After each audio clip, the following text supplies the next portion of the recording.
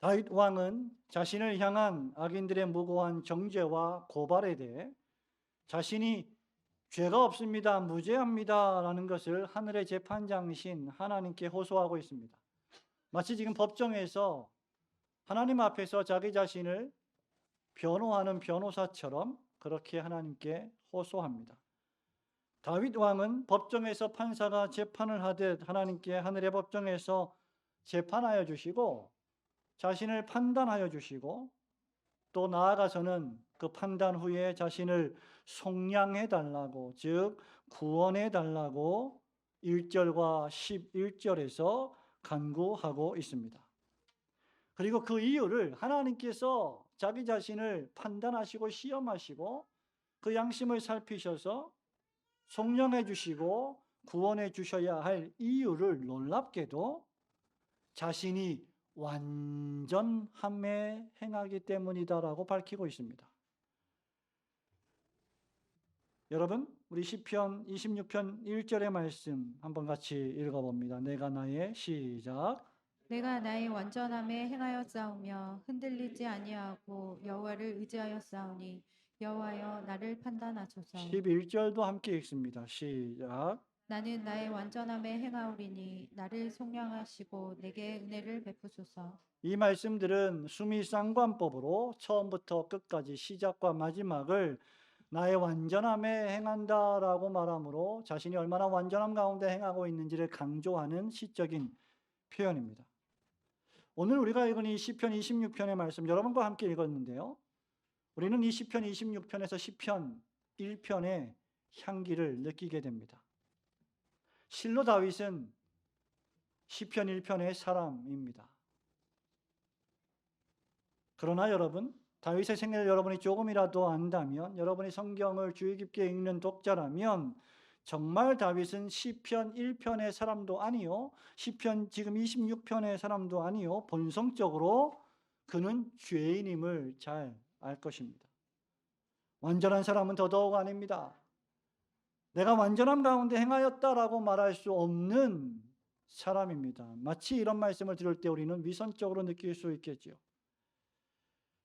다윗은 훌륭했습니다. 지혜로웠습니다. 그러나 다윗도 역시 죄인이었고 사람이었습니다. 많은 죄를 저질렀고 살아가면서 많은 연약에 빠졌고 유혹을 받았으며 실수도 많았습니다. 그로 인해서 자신뿐만 아니라 이스라엘 백성 전체가 고통을 당하고 하나님의 심판과 진노 아래 처하게 된 적도 많았습니다.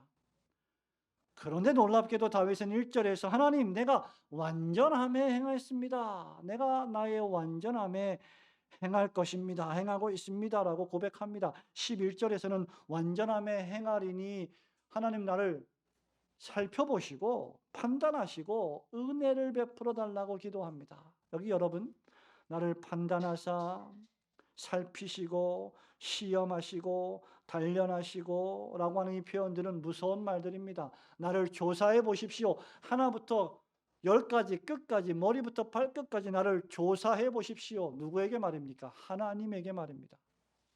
심장과 폐부를 감찰하시는 하나님에게 나의 모든 것을 시험해 보십시오. 저는 완전함에 행합니다. 라고 말했다는 것입니다. 성도 여러분, 그렇다고 하면 죄도 많고 실수도 많았던 다윗은 도대체 어떻게 자신이 완전함에 행하였다라고 말할 수 있는 것입니까? 그래서 자신을 무고하게 고발하고 고소하는 자들에게서 지켜달라고 간구할 수 있다는 말입니까? 지금 다윗은 자신의 생애를 돌아볼 때 내가 의롭습니다. 나는 스스로 의로운 자입니다. 라고 자랑하는 것이 아닙니다. 나는 완전한 사람입니다. 라고 자랑하는 것이 더더욱 아닙니다. 다윗은 누가복음 18장에 묘사된 바리새인처럼 자기 자신의 의를 내세우는 것이 아닙니다. 옆에 사람과 비교해서 하나님 나는 세리와 같지 않고 도적질도 한 적도 없고 저는 11조를 드리고 하나님 앞에 금식하며 예배하는 사람입니다. 라고 말하는 게 아닙니다. 다윗은 자기 자신을 높이고 동시에 교만한 마음으로 다른 사람들을 경멸하며 이 노래를 부르는 것이 아닙니다. 시편 25편 우리가 지난주에 살펴보았던 말씀에 보면 다윗은 자신의 과거의 죄를 고백했습니다. 그래서 자신이 진리 가운데서 행하게 되기를 바란다라고 소망했습니다. 아직 진리 가운데 행하지 못했다라고 고백했죠. 그런데 오늘 우리가 읽은 이 26편의 말씀을 보면 실제 다윗이 진리 가운데 행했습니다 라고 말하고 있으며, 진리 가운데 행하고 있습니다 라고 말하며 완전함 가운데 행할 것입니다 라고 고백하고 있습니다. 그러므로 다윗은 하나님이 자신을 살피시고 시험하사 자신의 뜻과 양심을 검사해 달라고 말합니다. 자신은 하나님 앞에 숨길 것이 하나도 없다 라고 말합니다. 여러분, 이렇게 여러분 기도할 수 있습니까? 여러분이 사람 앞에, 하나님 앞에 나는 거리낄 것이 하나도 없습니다, 나는 하나님께 숨길 게 하나도 없습니다, 단 한 가지의 죄가 있다고 한다면 하나님 저를 심판하십시오, 그렇게 말할 수 있겠습니까? 그렇다면 여러분, 다윗이 말하는 완전함에 행했다라고 하는 이 말은 무엇을 의미하며 오늘 이 설교를 듣는 여러분들에게는 어떤 의미가 있는 것입니까? 두 가지 생각해 보려고 합니다. 첫째, 다윗은 하나님께서 자신이 행악자의 집회를 미워하고 악한 자와 함께 거하고 다니지 않았다는 것이 자신의 완전함이다라고 호소하고 있습니다. 다시 말합니다. 다윗은 하나님께서 자신이 행악자의 집회를 미워했고 악한 자와 함께 거하고 다니지 않았다는 것이 자신의 완전함이라고 호소하며 기도하고 있습니다. 3절, 4절, 5절 말씀 우리 함께 읽겠습니다. 주의 인자하심이 시작. 주의 인자하심이 내 목전에 있나이다. 내가 주의 진리 중에 행하여 허망한 사람과 같이 앉지 아니하였사오니 간사한 자와 동행하지도 아니하리이다. 내가 행악자의 집회를 미워하오니 악한 자와 같이 앉지 아니하리이다. 우선 다윗은 주의 인자하심으로 인해 자신이 주의 진리 가운데 행했다라고 3절에서 말합니다. 여러분, 성경에서 인자와 진리는 언제든지 하나님께서 택하신 자기 백성들을 지키시고 구원하시겠다라고 하신 그 약속하신 언약에 대한 하나님의 신실하심을 뜻하는 단어입니다. 성경에서 여러분이 인자와 진리를 발견한다면 바로 언약의 하나님께서 우리를 지키시고 구원하신다는 것을 기억해내야 합니다. 그렇게 다윗은 평생 동안 무엇을 의지하였느냐? 바로 하나님의 인자하심과 진실하심을 의지하며 살았던 것입니다. 다윗이 온전함 가운데 행했다고 말할 수 있는 것은 다윗이 온전한 사람이어서가 아니고, 다윗이 완벽한 사람이어서도 아니고, 다윗이 꼼꼼한 사람이어서도 아니고, 다윗이 죄가 없어서도 결코 아니었습니다. 그것은 다윗을 사랑하시고 다윗을 지키시고 보호하셨던 여호와 하나님의 변함없는 인자하심과 신실하심 때문이었습니다. 하나님이 바로 이런 언약의 하나님, 즉 하나님이 약속하신 것을 반드시 지키시는 분이시다라는 그 하나님이심을 잘 알았기 때문에 다윗은 4절에서 뭐라고 말합니까? 하나님, 저는 허망한 사람과 같이 앉지 않았으며 간사한 자와 동행하지도 않았습니다 라고 말한 것입니다. 5절에서도 다윗은 하나님, 제가 행악자의 집회를 미워합니다, 악한 자와 같이 앉지 않을 것이다 라고 또 강조합니다. 오늘날의 이원론주의자들과 얼마나 다른 삶입니까? 예배당에 나와서는, 교회당에 나와서는 하나님을 믿고 사랑하는 것처럼 살면서 세상에서는 똑같이 악인들과 함께 거하고 앉고 거닐면서 행악자의 집회에 참석하여 마치 하나님이 없는 것처럼 살아가는 사람들과 얼마나 다른 모습입니까? 여러분, 이 말씀은 하나님을 경배하지도 않고 두려워하지도 않는 악인들의 사상과 삶의 방식을 따라 살아가는 것을 단호하게 거절하는 것을 뜻합니다. 여기 허망한 사람, 간사한 사람, 행악자들, 악한 자들이란 표현들은 하나님을 믿지도 않고 하나님을 두려워하지도 않고 그렇게 하나님을 의지하며 살지도 않고 하나님의 말씀을 지키지도 않으며 오직 자기 자신의 배만 위하여 살아가는 자들을 가리킵니다. 허망한 사람은 누구일까요, 여러분? 오로지 이 세상에서 눈에 보이는 성공만을 목적하며 살아가는 사람들입니다. 그런데 여러분, 그것이 얼마나 허망합니까? 그렇게 성공을 추구하고 그렇게 행복을 추구하며 살아갔는데 성공하지 못하고 행복하지 못합니다. 늙어가고 병들고 아프고 죽어갑니다. 얼마나 허망합니까? 여러분, 하나님이 없는 삶의 성공이 얼마나 나이 들면서 허망하고 비참한 인생입니까? 간사한 사람은 누구일까요? 자신의 이익을 위해서라면 수단과 방법을 가리지 않고 사람들을 속이고 이용하는 사람입니다. 심지어 친구조차, 심지어 가족조차 자신의 이익을 위하여 우정과 사랑을 헌신짝 버리듯 버리는 사람입니다. 그래서 여러분, 간사한 사람에게는요, 이런 말이 있죠. 영원한 친구도 영원한 적도 없습니다. 간사하기 때문이죠. 이익이 되기만 하면 어제의 적도 오늘의 친구가 될 수 있고, 오늘의 내 심장을 꺼내줄 수 있는 친구도 내일의 적이 될 수 있는 겁니다. 자신의 유익을 위해서, 이익을 위해서 살아가기 때문이죠. 간사한 사람은 자신에게 유익이 되지 않는다 싶으면 그저 헌신짝 버리듯 친구를 버리는 사람들입니다. 그런데 그리스도인들은 사랑을 그렇게 배우지 않았습니다. 진정한 사랑은 우리 예수님이 말씀하셨죠. 친구를 위하여 자기 목숨을 버리는 것이 사랑이다. 이에서 더 큰 사랑은 없다. 우리 예수님이 친구인 여러분들을 위하여 십자가에서 그렇게 자신의 목숨을 희생하셨습니다. 그렇기에 그리스도인이, 이런 십자가 희생의 사랑을 받은 그리스도인들이 이런 시편 26편의 악인들과 어울릴 수는 없는 것입니다. 여기 4절과 5절에 두 번 반복된 앉지 않는다, 앉지 않습니다, 앉지 않습니다라는 말은 무슨 말입니까? 이런 악인들의 축제와 기쁨에 내가 함께 앉아서 동참하지 않을 것입니다. 그 말입니다. 여기 행악자들의 집회는 정확하게 12절에 여호와 하나님을 기쁨으로 찬양하는 무리들과 완전히 대조되는 집회입니다. 그리스도인들은 어떤 사람들이냐?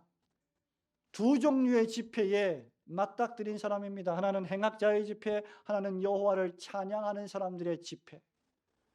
어디에 앉을 것인가 결정하고 결단하는 것이 신자의 삶입니다. 우리는 이것을 시편 1편에서 이미 수개월 전에 시편 1편에서 확인할 수 있었습니다. 복 있는 사람은 어떤 사람입니까? 악인의 꾀를 쫓지 아니하고 죄인의 길에 서지 아니하며 교만한 자의 오만한 자의 자리에 앉지 않는 사람입니다.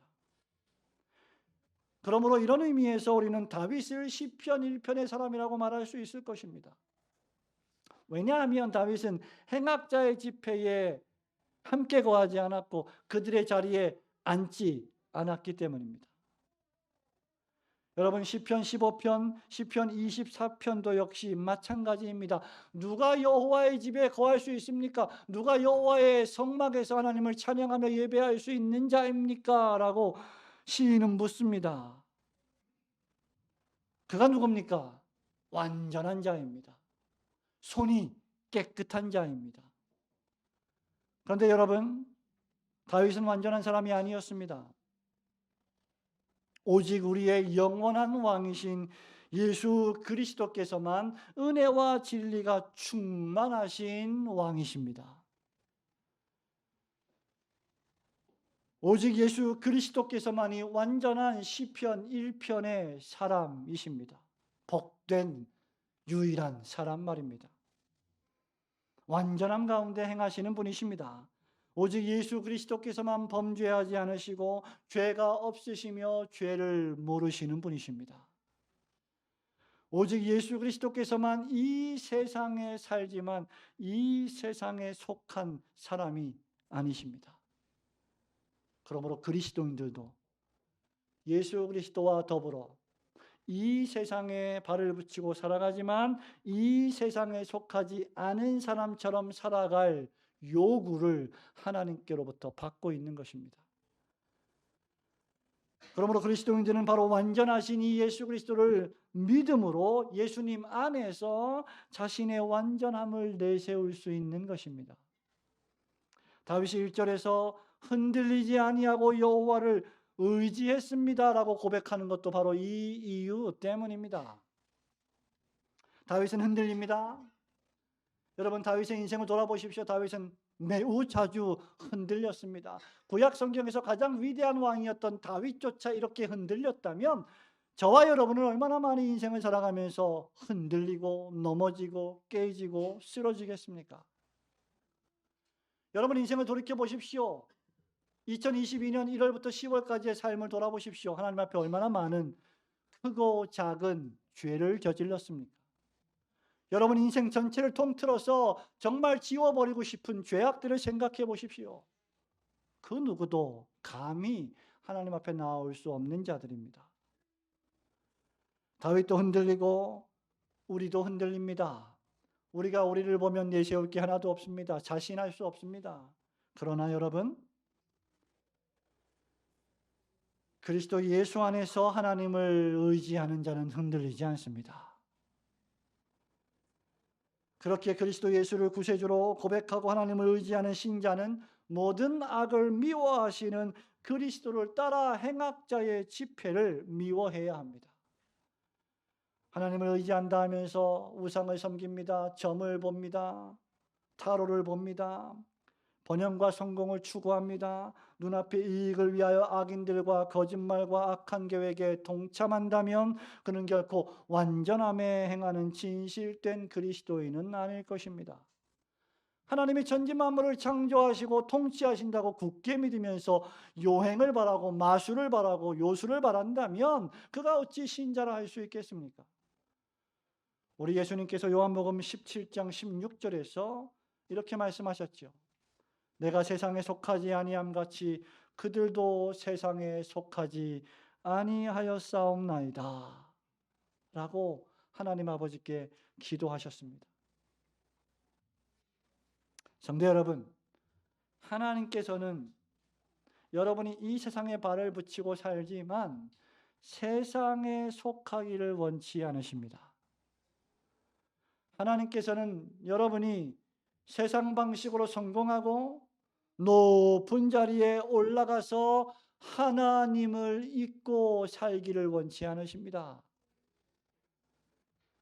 그래서 여러분, 바로의 공주의 아들로 사는 것보다 하나님의 백성들과 함께 고난받는 삶을 선택했던 모세의 삶의 선택이 훨씬 멋진 것입니다.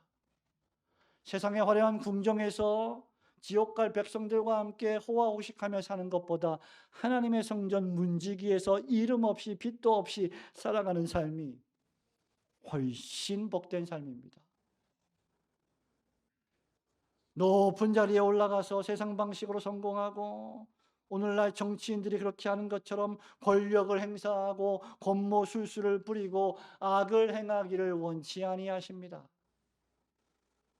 하나님은 우리가 그리스도 예수 안에서 점도 없고 흠도 없고 거룩하고 경건하게 되기를 원하십니다. 바울이 에베소 교회에 편지하면서 에베소서 5장 26절과 27절에서 이렇게 말합니다. 이는 곧 물로 씻어 말씀으로 깨끗하게 하사 거룩하게 하시고 자기 앞에 영광스러운 교회로 세우사 티나 주름 잡힌 것이나 이런 것들이 없이 거룩하고 흠이 없게 하려 하심이라. 그러므로 여러분, 그리스도인으로서 세상과 벗하며 살 수는 결코 없습니다. 그렇게 다윗 왕은 4절과 5절에서요 3번씩이나 함께 또는 같이 라는 단어와 하지 않겠다, 하지 않겠습니다 라는 부정어를 사용해서 결코 악의 무리들과 함께 하지 않겠습니다, 어울리지 않겠습니다 라는 단호한 결심을 나타내고 있는 것입니다. 여러분, 하나님을 사랑하는 백성들과 함께하는 즐거움은 얼마나 행복한 즐거움입니까?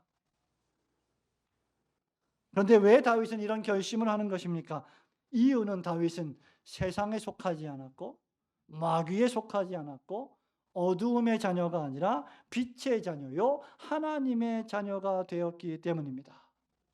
여호와 하나님의 인자와 진리가 다윗에게 있었기 때문입니다. 그러므로 여러분, 오늘을 사는 우리 역시 세상에 속하지 않았음을 기억하십시오. 여러분 한번 따라해 보실까요? 나는 세상에 속하지 않았습니다. 네, 우리는 세상에 속한 자들이 아닙니다. 우리를 향하신 여호와 하나님의 인자와 진리 안에서 행하는 사람들입니다. 그러므로 다윗처럼 주 예수 그리스도 안에서 하나님을 의지하시고 행악자의 집회를 미워하며 악인들이 살아가는 삶의 방식을 따라 살지 않으시는 경건한 성도들이 되시기를 주님의 이름으로 축원합니다.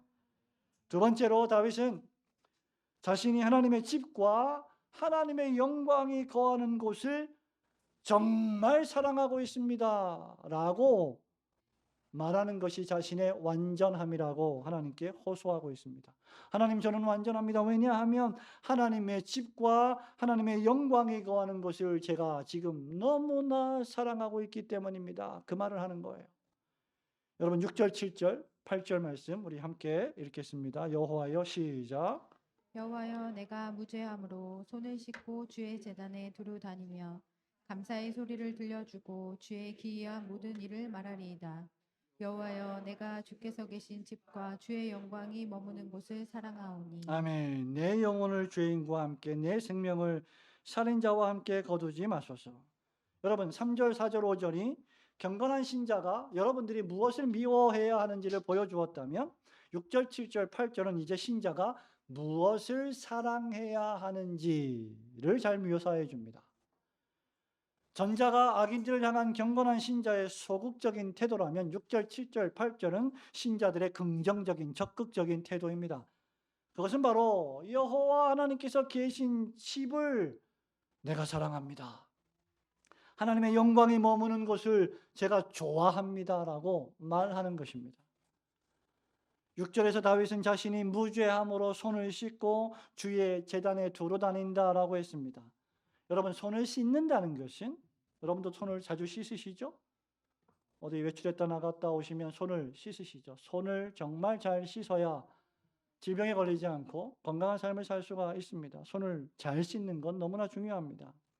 손을 씻는다는 것은 제사장들이, 제사를 올려드릴 제사장들이 구약시대에 성소에 들어가기 전에 행하던 정결의식이었습니다. 시편 24편 4절을 볼까요? 함께 읽어봅니다. 시편 24편 4절 시작. 곧 손이 깨끗하며 마음이 청결하며 뜻을 허탄한 데에 두지 아니하며 거짓 맹세하지 아니하는 자로다. 네, 여호와의 산에 오를 자, 그의 거룩한 곳에 설 자는 손이 깨끗한 자, 손이 예쁜 자가 아니에요. 손이 깨끗한 자입니다. 성도 여러분, 출애굽기 30장 20절과 21절은 이렇게 말합니다. 그들이 회막에 들어갈 때 물로 씻어 죽기를 면할 것이요 제단에 가까이 가서 그 직분을 행하여 여호와 앞에 화제를 살을 때에도 그리할지니라. 이와 같이 그들이 그 수족을 씻어 손과 발을 씻어 죽기를 면할지니 이는 그와 그의 자손이 대대로 영원히 지킬 규례니라고 했습니다. 말하자면 매주일마다 예배에 나오는 자들은 손과 발을 씻고 들어와야 한다는 말입니다. 그렇지 않으면 죽을 것이기 때문에, 하시는 하나님의 진노를 받을 것이기 때문입니다. 제사장들은 그 손이 죄와 악에서 정결해야 했으며 그래야 제단에서 비로소 제사를 드릴 수 있었고 백성들의 죄를 위하여 짐승 제사를 올릴 수 있었습니다. 그렇지 않으면 즉사하는 것이 바로 하나님의 진노의 결과였습니다. 다윗은 또한 자신이 주의 제단에 두루 다닌다라고 했습니다. 이것은 하나님의 제단인 구약의 성전 그리고 신약의 교회에 나와 하나님을 예배하는 것을 뜻합니다. 하나님을 예배한다는 것은 하나님을 가까이 한다는 말이며 사랑한다는 말입니다. 시인 아삽은 시편 73편 28절에서 이렇게 노래합니다. 여러분 잘 아시는 말씀일 거예요. 하나님께 가까이 함이 내게 복이라. 내가 주 여호와를 나의 피난처로 삼아 주의 모든 행적을 전파하리이다. 그래서 여러분 다윗은 7절에서 백성들에게 감사의 소리를 들려주고 주의 기이한 모든 일을 말하고 다닌다라고 했습니다. 이것은 하나님께서 이스라엘 백성들에게 행하신 놀라운 구원의 역사를 찬송하고 노래하는 것입니다. 여러분 주의 집에 와서 여러분이 행하는 것이 무엇입니까? 여러분이 말하는 것이 무엇입니까? 예배드리고 말씀을 듣고 예배를 마치고 식탁 교제하면서 하나님께서 지난 일주일 동안 나를 위하여 나를 사랑하사 지켜주시고 보호하신 기이한 행적들을 찬양하고 노래하고 간증하는 것이 바로 성도의 교제가 아닙니까? 반면에 여러분, 세상 사람들, 악인들, 죄인들은 무엇을 노래하고 무엇을 자랑합니까? 술 마시고 노래하며 춤을 추고 고래 잡으러 동해안에 가서 뭘 자랑하는 것입니까? 아무리 생각해도 그 노래는 무슨 노래인지 잘 모르겠어요. 여러분, 그들은 정말 지극히 세속적인 것을 자랑합니다. 그들은 세상에서 돈을 많이 번 것을 자랑합니다. 여러분, 안 믿는 사람들과 이야기를 나눠보세요. 그들이 하고 있는 말의 99%의 내용이 뭡니까? 돈을 얼마나 많이 벌었는가? 어떻게 영끌을 해서 아파트를 사고 수십억의 시세 차익을 냈는가?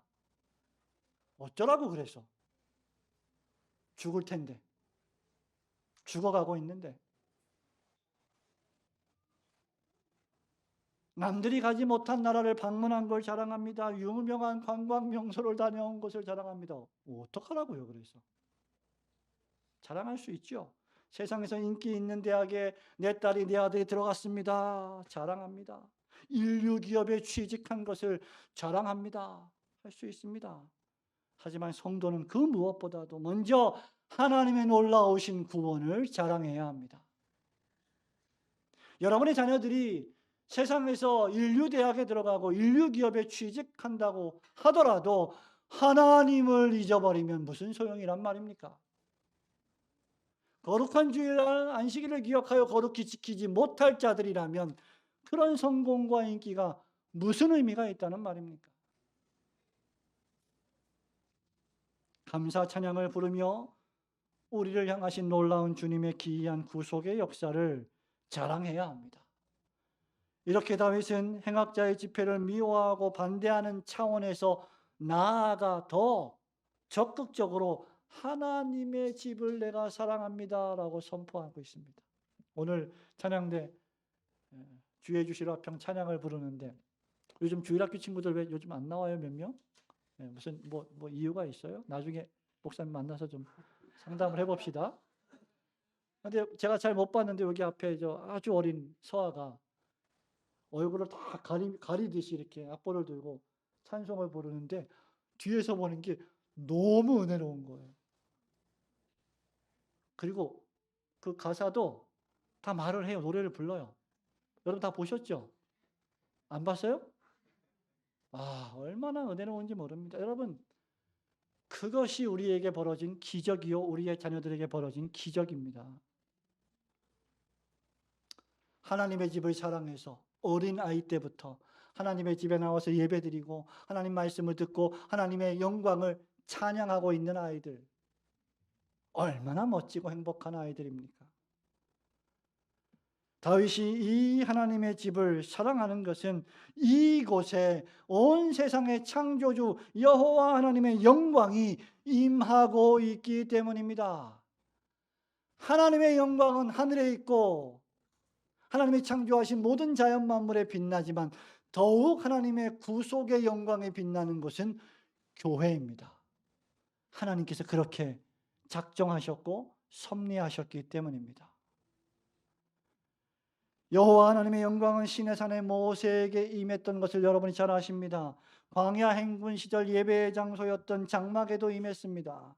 특별히 솔로몬이 성전을 완공했을 때 여호와 하나님의 영광이 솔로몬 성전에 임했습니다.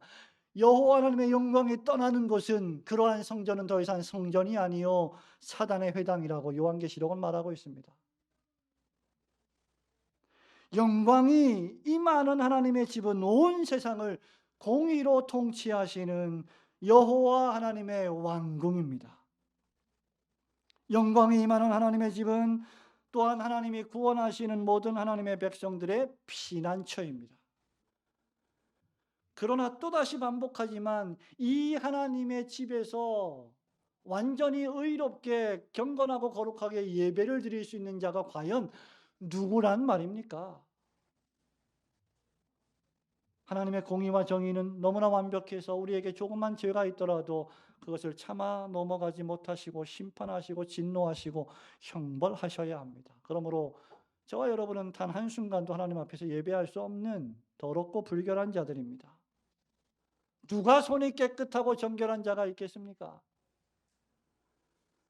누가 온전하고 완전하게 하나님 계신 집과 주의 영광이 머무를 곳을 내가 사랑합니다라고 자신 있게 말할 수 있겠습니까? 그래서 여러분, 베드로가 요한복음 21장에서 15절에서 네가 나를 정말 사랑하느냐라고 물었을 때 뭐라고 말했습니까? 근심함으로 여호와 하나님이여 내가 주님을 사랑하는 줄 누가 안다고요? 내가 아니라 주께서 아시나이다. 주님이 아십니다. 그렇게 고백했던 것입니다. 손에 피를 많이 묻혔던, 자신의 욕망을 채우기 위하여 부하 직원을 죽였던 다윗이 어떻게 이 성산에서 하나님의 집을 사랑한다 말할 수 있는 자격이 있겠습니까? 죄와 허물로 죽어버린 저와 여러분들에게 어떤 자격이 있어서 오늘 이 아침에 예배할 수 있단 말입니까? 그 누구에게도 이런 자격은 없습니다. 그러나 여기 완전하신 한 분이 계십니다. 바로 주 예수 그리스도이십니다. 사도 요한은 요한복음 1장 14절에서 이렇게 말합니다. 말씀이 육신이 되어 우리 가운데 거하심에 우리가 그의 영광을 보니 아버지의 독생자의 영광이요 은혜와 진리가 충만하더라. 예수님이야말로 진정한 하나님의 집이요 진정한 하나님의 성전이십니다. 요한복음 2장 19절에서 예수님이 이렇게 말씀하셨죠. 예수께서 대답하여 이르시되 너희가 이 성전을 헐라 내가 사흘 동안에 일으키리라. 예수님의 죽으심과 부활하심을 염두에 두고 하신 말씀입니다. 그 이후로부터 신약의 그리스도인들은 성령님과 진리의 말씀 안에서 예배하게 된 것입니다. 요한복음 2장 21절에서 이렇게 기록합니다. 예수는 성전된 자기 육체를 가리켜 말씀하신 것이라. 성도 여러분, 여러분의 손은 불결합니다. 자주 말씀에 그 손을 씻으십시오. 여러분의 발은 더럽습니다. 자주 말씀에 여러분의 발을 정결하게 씻어야 합니다. 구원받은 자는 더 이상 온몸을 씻을 필요는 없습니다. 그러나 매일매일 손과 발을 씻어야 합니다. 우리는 자격도 없습니다.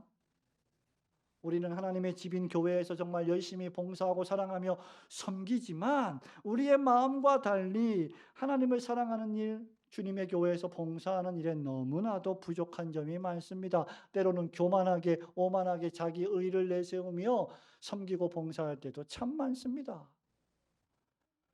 그러나 성전 되신 그리스도 예수 안에서 우리는 완전하고 예수 안에 있으면 우리는 자격이 넘치며 예수 그리스도 안에 있다면 날마다 기쁨으로 주의 집을 섬기며 봉사할 수 있습니다. 바로 이것이 여러분의 완전함입니다. 한번 따라해 보실까요? 하나님, 저는 불완전합니다. 예수 안에서 완전합니다. 예수님이 우리의 완전함이십니다. 피 흘려 주의 교회를 세우신 그리스도 예수 안에서 하나님의 집과 주의 영광이 머무는 교회를 사랑하고 섬기시는 성도들 되시기를 주님의 이름으로 축원합니다. 사랑하는 우리 올고든 교회 성도 여러분, 말씀을 맺습니다. 이제 다윗은 하나님께 다시 기도합니다. 하나님, 제가 이렇게 완전하지 않습니까? 그러니 내 영혼을 죄인과 함께 살인자와 함께 거두지 마십시오. 9절 10절에서 이렇게 말합니다. 하나님, 내가 행악자의 집회를 미워하고 그들과 함께 앉은 적이 없습니다. 하나님. 그들의 손에는 사악함이 있고 오른손에는 뇌물이 가득하다고 다윗은 말합니다. 어떤 사람들은 다윗이 이런 자들과 함께 있다고 거짓되이 말하고 중상모략하고 공격했습니다. 하지만 다윗은 자신의 무죄함을 호소하고 이제까지 걸어왔던 의의 길을 계속 걸어가겠습니다라고 다짐하고 고백하고 있습니다. 여러분 11절 말씀을 한 번 더 우리 읽어볼까요? 11절 시작. 나는 나의 완전함에 행하오리니 나를 속량하시고 내게 은혜를 베푸소서. 아멘. 여러분 완전함에 행하오리니 이것은 미래 시제로 기록된 것 같지만 현재 시제입니다. 내가 앞으로 완전하게 행할 것입니다가 아니라 지금 완전하게 행하고 있습니다. 주님.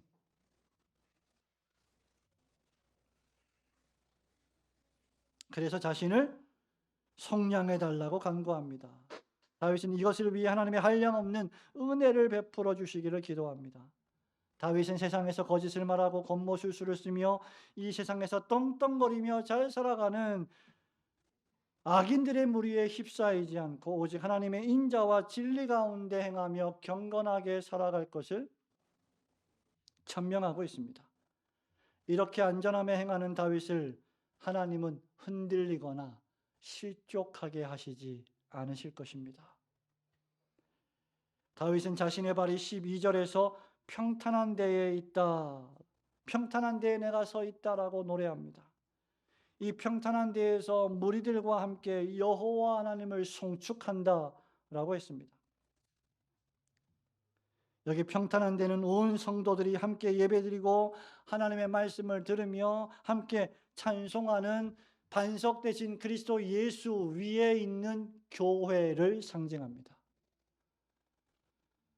완전하신 우리 구세주 예수 그리스도께서 이 평탄한 교회에 서셔서 주님의 백성들로 하여금 여호와 하나님을 높이 찬송하게 하실 것입니다.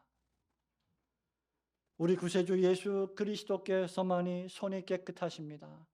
은혜와 진리가 충만하십니다. 악을 미워하십니다. 의를 행하시는 우리의 영원한 왕이십니다. 우리는 우리의 왕 되신 그리스도 예수 안에서 구속의 노래를 부르며 한편으로는 행악자의 집회를 미워하고 악인의 삶의 방식을 따르지 않으며 다른 한편으로는 더욱 적극적으로 하나님의 집과 여호와의 영광이 머무는 교회와 하나님의 백성들을 사랑하고 섬기는 일에 굳게 다짐하는 성도들이 되어야 할 것입니다. 우리의 완전함이 되시는 예수님을 믿으심으로 행악자의 집회를 미워하시고 악인들과 함께 다니지 않으시기를 주님의 이름으로 축원합니다. 동시에 여호와 하나님의 영광이 임하는 하나님의 집인 교회를 주님 다시 오실 때까지 사랑하시고 섬기시며 봉사하시는 가운데 완전함으로 행하시는 성도들이 되시기를 주님의 이름으로 축원합니다.